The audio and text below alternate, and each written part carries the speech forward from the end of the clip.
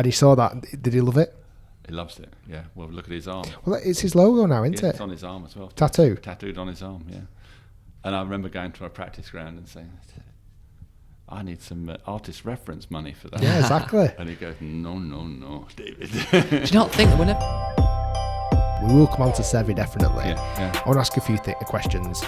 Favourite picture you've ever taken? Is it easy? Question.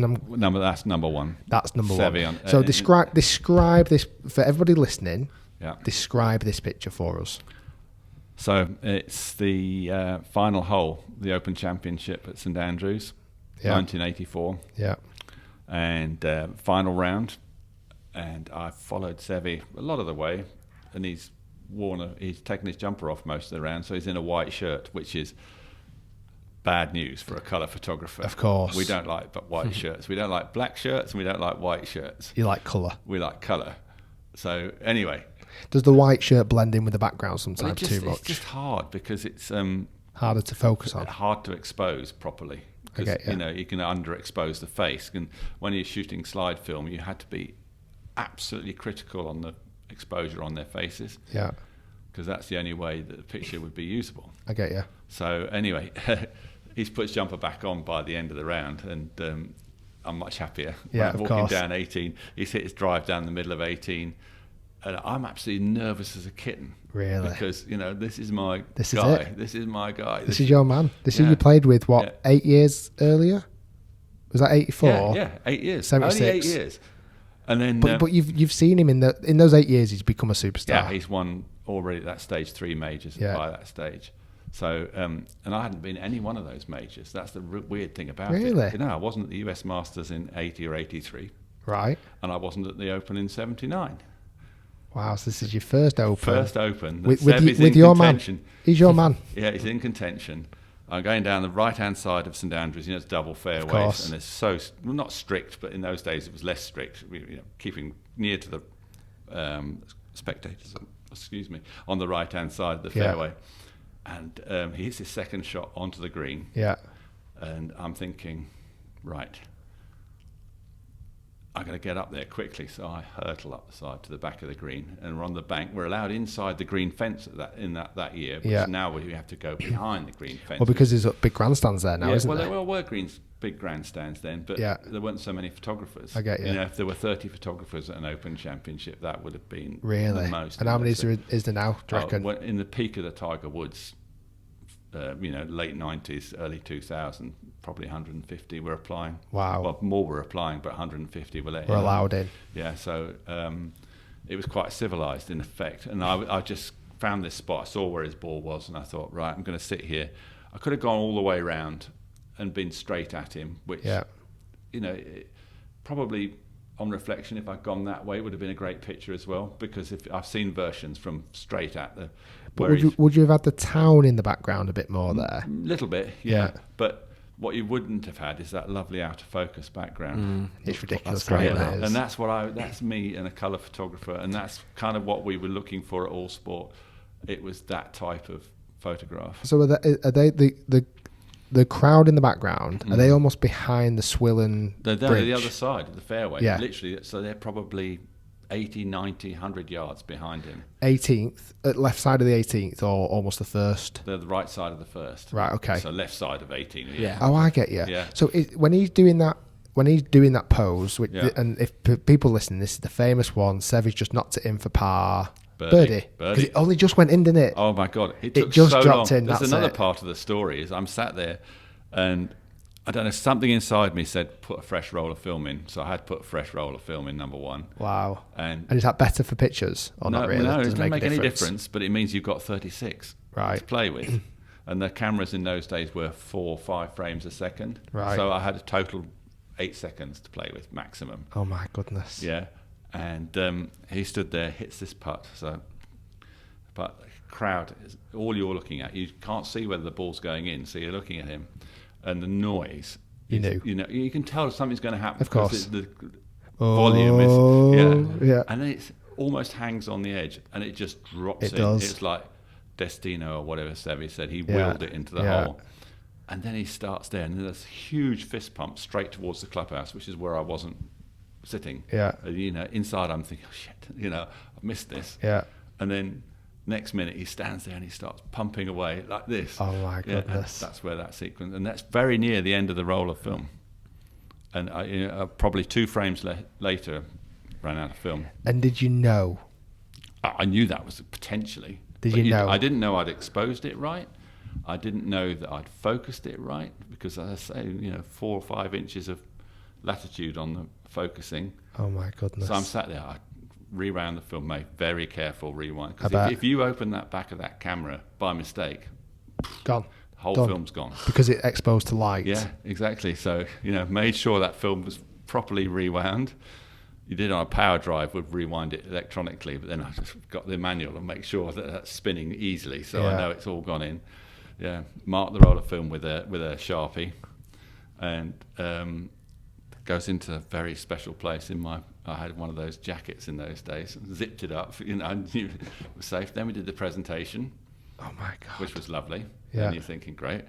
And then I wasn't supposed to drive home till the next day, because I'd done a whole day's work, and I'm thinking, drive back leisurely on Monday, because there was no rush. Back to Leicester. London. That was a long drive then, isn't it? Back to London. London, because the office is in London. All sports offices. Yeah. South London, Morden. And something inside me said, I need to see this picture. So I drove overnight. Oh my days. Exactly. And got to the office about 7 in the morning, and the darkroom guy was in, luckily, because it came in early, because Monday morning was the big rush. Of course, because all the weekend there were 4 or sports. 5 of us who worked for All Sport in those days. Yeah. 4 or 5 photographers film to process. Yeah. And that was you went, I'm going first. That was a whole week's work there. So I probably had 50 rolls of film, 60 rolls of film with me.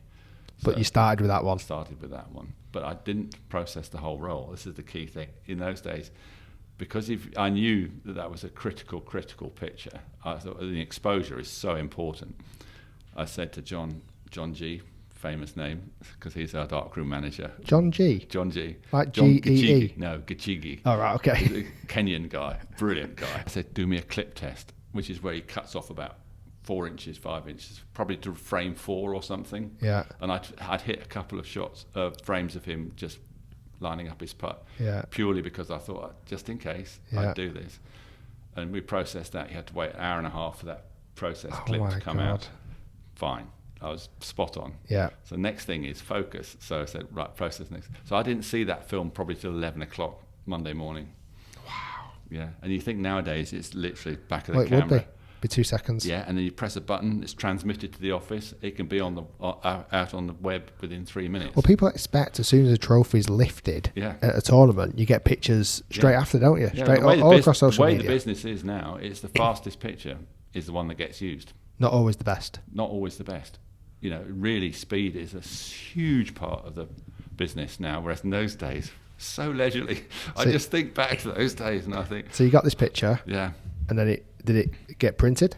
So that day, obviously, we made dupes, which are copies. Yeah. So we made probably about 36 or something like that of each.